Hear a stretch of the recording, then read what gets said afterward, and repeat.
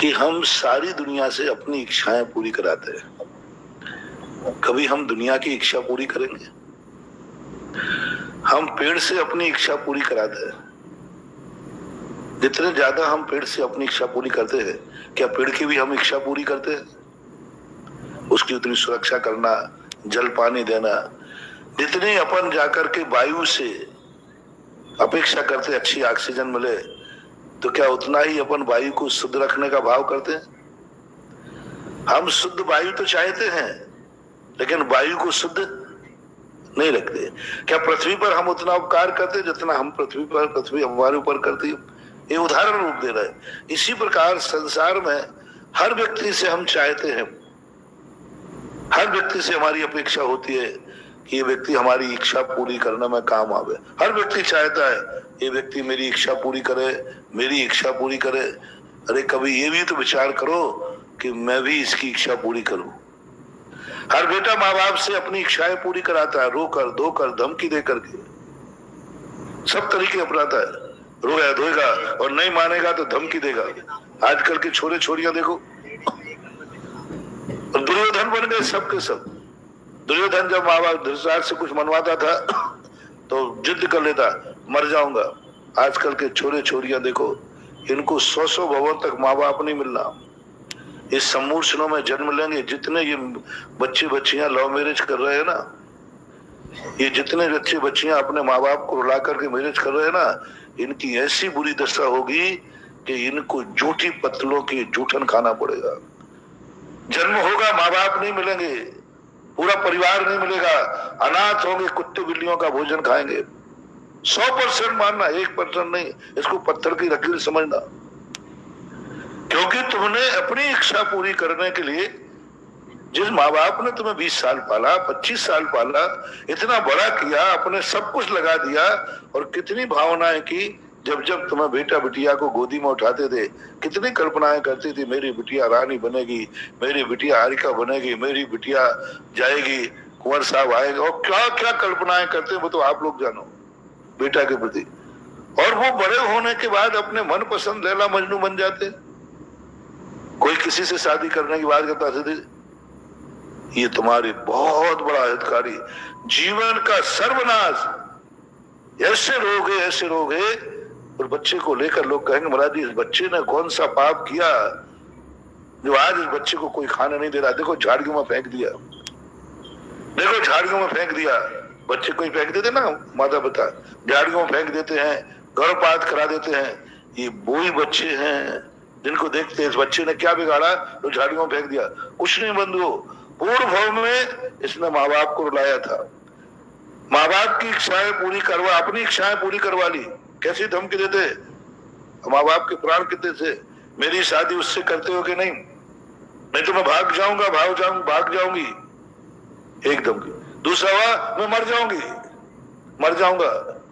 बस ये धमकी दादागी करके अंत में वो अपनी बात तुमने मनवा तो ली बेटा, लेकिन तुम्हारा ऐसा अभिशाप लगा कि अब जैसे माँ बाप के आंसू नहीं रुक रहे हैं, ऐसे तेरे आंसू भी नहीं रुकेंगे। जाओ तुम दुनिया में कहीं चले जाओ। ऐसा संकट आएगा कि जैसे माँ बाप बार बार हो रहे हैं, कहाँ का बेटा बेटिया पैदा की, ये दिन देखना थे, आज मेरी सारी इज्जत धूल में मिल गई, आज सब कुछ मेरा खत्म हो गया, और बार बार हो रहे हैं और कह रहे इससे अच्छा तो ये छोरा छोरी होते नहीं। जाओ, ये इतना खतरनाक अभिशाप दुनिया में कोई तुम्हें नहीं। तो हम माँ बाप से अपनी इच्छाएं पूरी करा लेते हैं,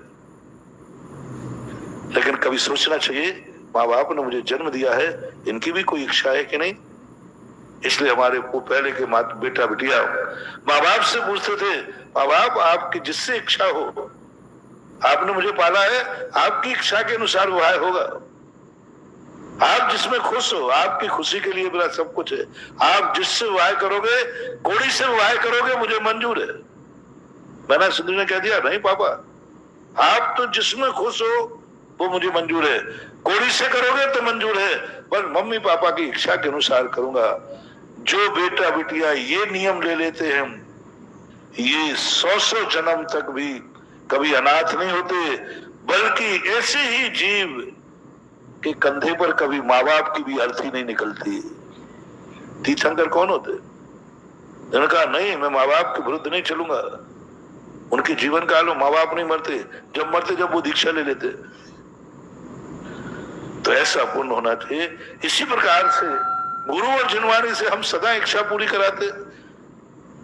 जब कोई बात, महाराज जी आशीर्वाद दे दो, महाराज जी आशीर्वाद दे दो, हमारी महाराज जी इच्छा पूरी करना, ये करना है। अरे कभी तो गुरु से कर, गुरु आज मैं आया हूं, आप इतने बार मुझे आशीर्वाद दे रहे हैं, आपकी भी मेरे प्रति कोई इच्छा है कि नहीं? आज जो आप कहोगे वो करूंगा, जो कहोगे। हर शिले को एक बार गुरु से जरूर ये कहना चाहिए, हर भक्त को गुरु से जरूर कहना चाहिए जिंदगी में, यदि गुरु बनाया तो, गुरु महाराज आप मुझे क्या चाहते, आप मुझे कैसा चाहते, आप जो कहोगे वो मैं करूंगा। बस